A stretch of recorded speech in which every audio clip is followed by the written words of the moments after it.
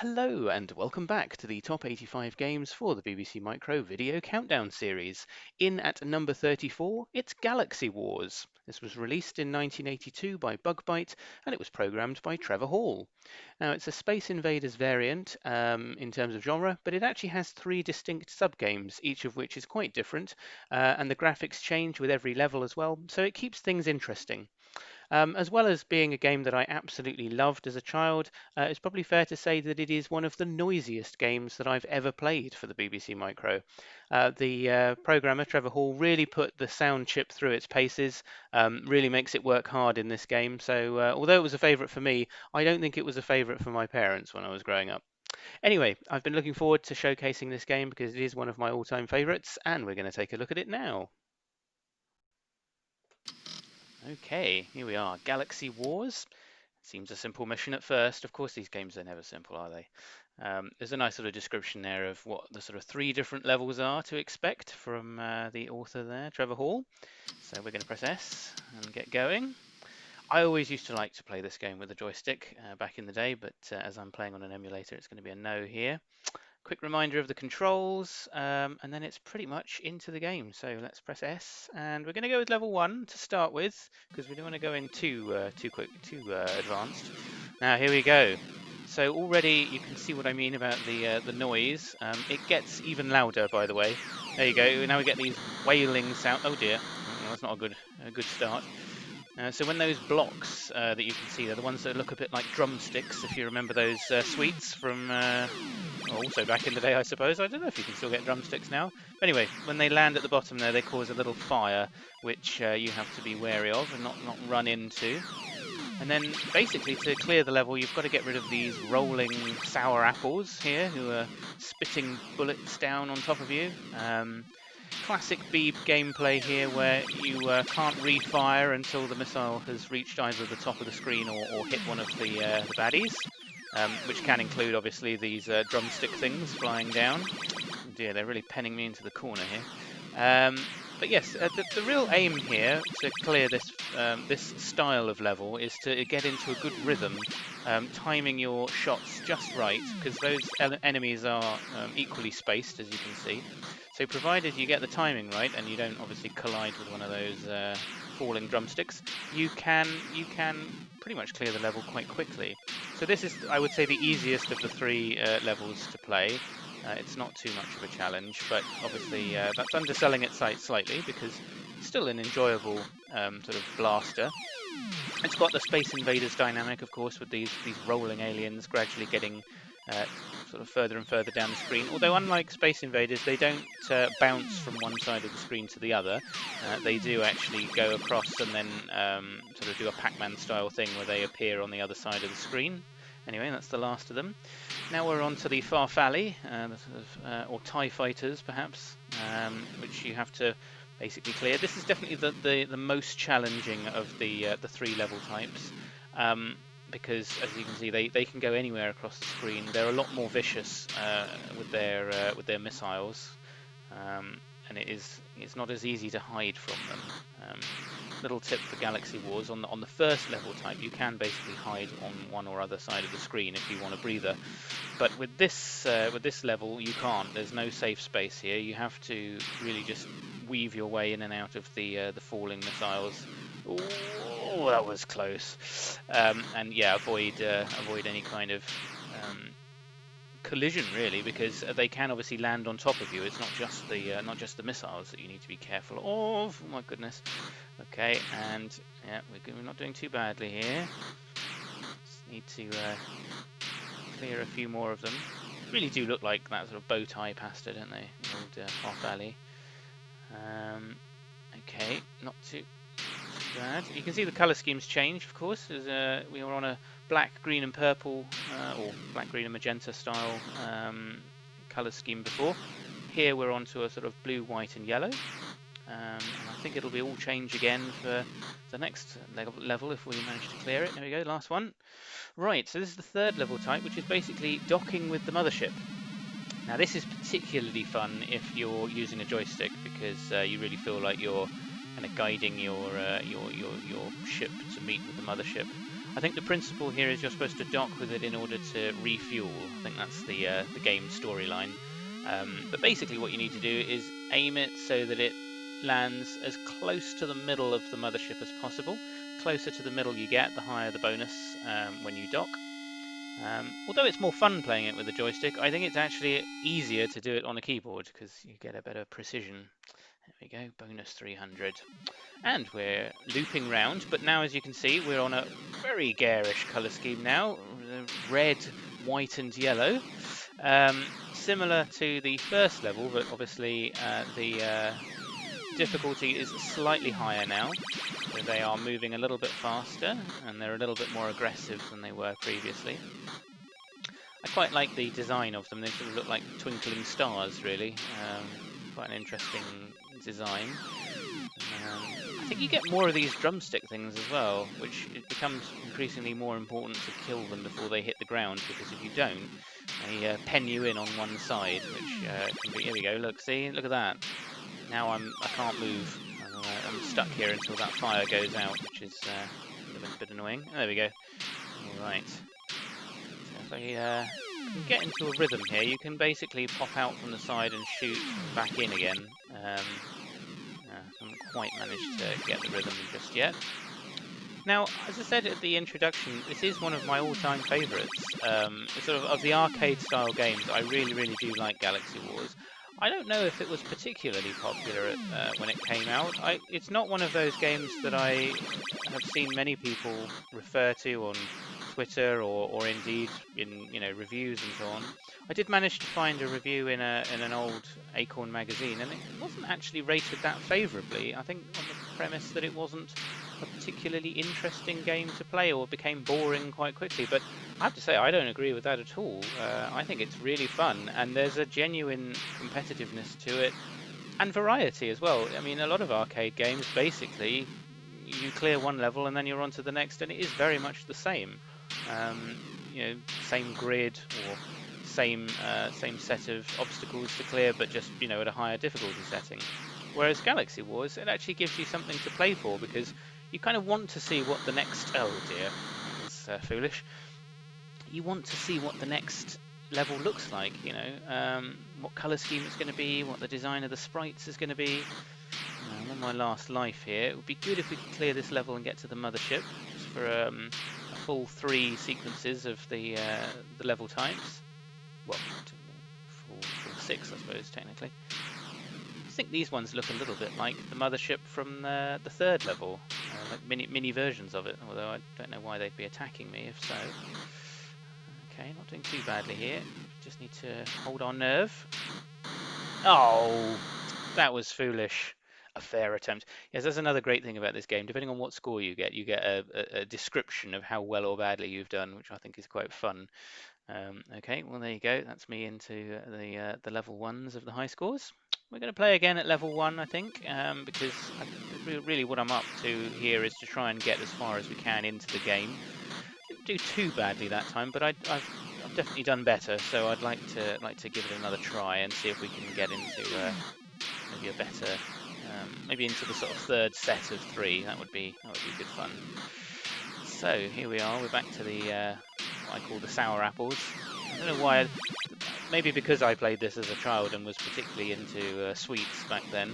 I just tended to associate these things on the screen with sweets. I think these ones look like hard-boiled sour apples. As I said before, the old drumsticks there falling down.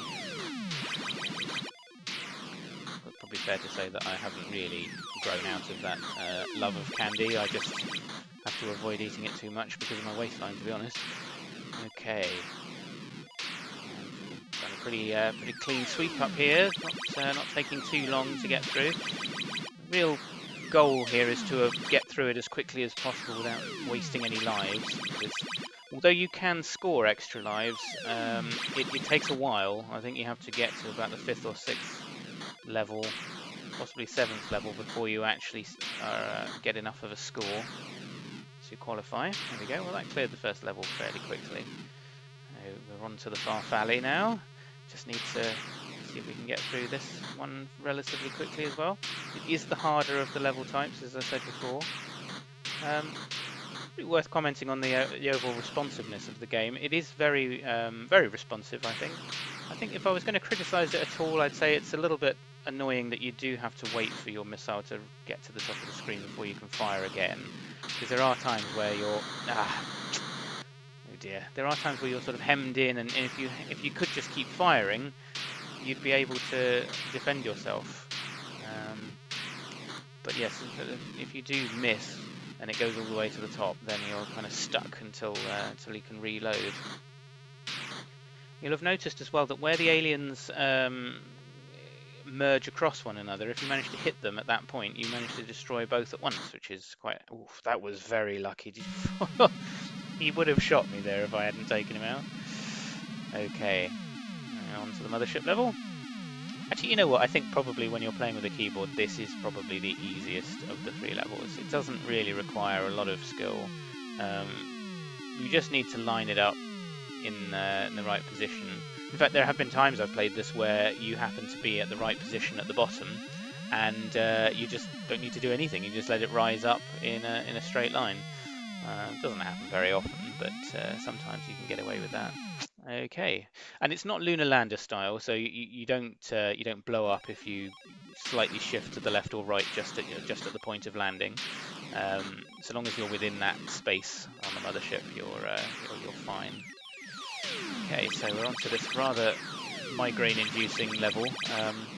While I do like the design of the stars, that all red background is quite a shocker for the eyeballs, I think it's fair to say. White on yellow as well it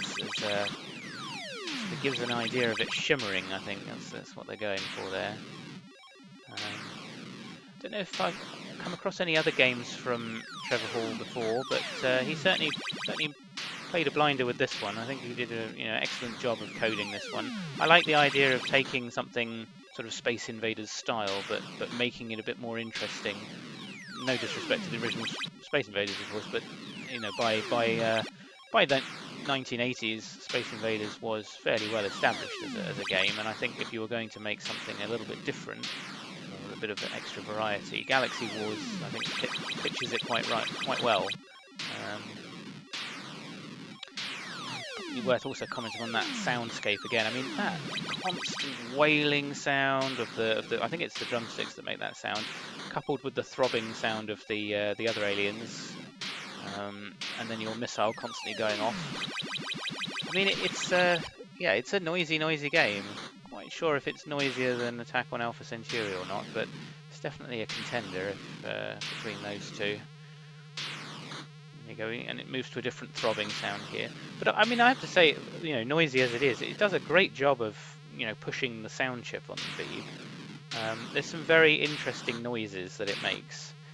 Even the sound of the missile, it's quite creative. It doesn't just rely on a single sort of single-pitched white noise. It has a cascading sound as it moves from the bottom to the top of the screen. Sort of, it's quite clever sound effect there. Yeah, the throbbing of the aliens here, it varies as well. So you don't. Ooh, that was close. You don't get a repetition of it. They change it, mix it up, depending on which level you're on. Probably the most creative sound effects are on the docking with the mothership. Now, we didn't manage to get past this level last time. So we've got a life in the bank, so we might just about manage to get scraped through. We can just avoid getting shot like I did last time. Gradually clearing them up here. Say on this level, the missiles fall almost sort of like rain, really. You have to sort of weave in and out of them when they get to the bottom of the screen. There we go. Nearly there. Come on. Yes, just one more. No. There we go. Ooh, look at that mothership. It's quite a design there. Right, so we just need to ease ourselves gently upwards. Yeah, the controls is you really just move left or right. If you bank too far left or too far right, it will continue to swerve in that direction every few movements. You can use the sound effect actually to gauge whether you're moving at all. It kind of goes to a static sound once you get into the middle. Now this is a nice colour scheme. Quite like this one. Yellow, green, and black. A nice red score line at the bottom. Oh, yes, now these are good. Okay, these look less like drumsticks and more like refresher bars now. They are falling blocks there. Barrage bombs or whatever they're supposed to be. I do like the sort of effects of those aliens. They sort of look like eyes, don't they? Sort of blinking eyes. It's quite clever. They also give you that, because of the way that they've been animated, it gives you that sense that if you miss them, it's because they've kind of merged in and out of existence, or sort of managed to cloak themselves somehow. It's quite clever. I like that effect. So, we'll see whether or not we can get through this one. It would be nice to clear this next set of 3 just to see how the game changes after that. I have played this game for far too many hours, and I think that I've played it to the point where it actually does start to loop, but you have to get quite far into the game for it to do that.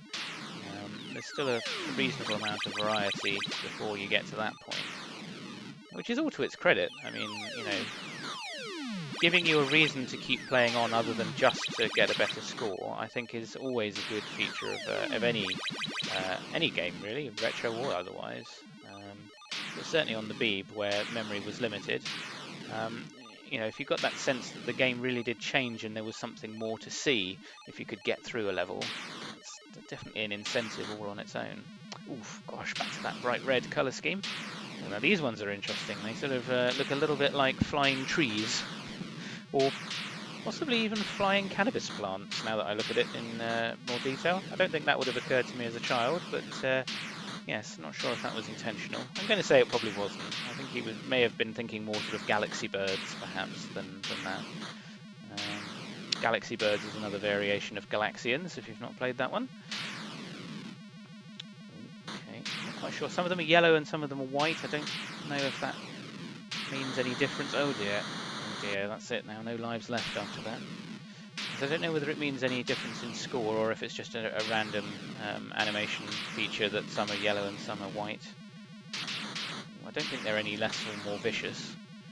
Okay, not doing too badly here, just got 4, 3, 2, come on, there we go. Ooh, another giant mothership here.